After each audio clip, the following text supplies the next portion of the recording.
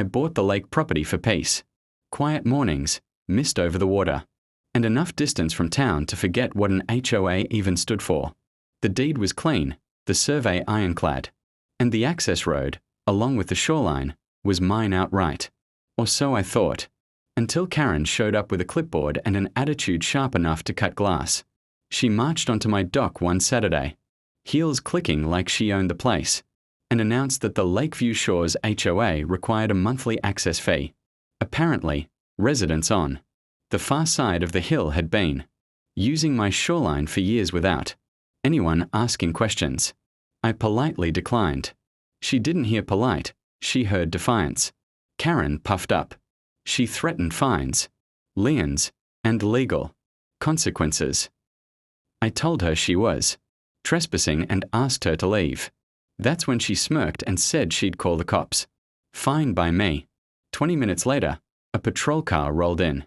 Karen launched into her speech about an uncooperative landowner blocking HOA amenities.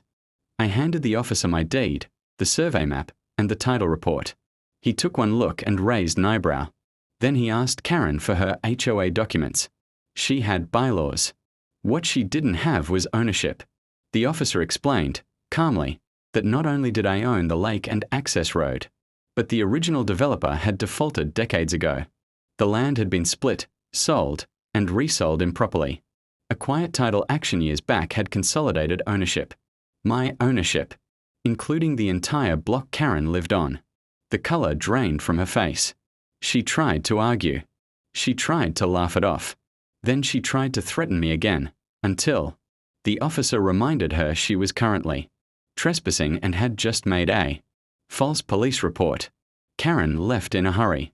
The fallout was spectacular. Notices went out. Lawyers scrambled. The HOA discovered it had no legal standing over the land it claimed. Residents learned their dues had been funding nothing more than Karen's control fantasy. I didn't evict anyone. I offered fair leases, optional access, and transparent terms. Most neighbors were relieved. A few even apologized. Karen moved within the month. These days, the lake is quiet again. Ducks skim the water at dawn. And the only clipboard I see is my fishing log, recording the piece I paid for, and finally got back.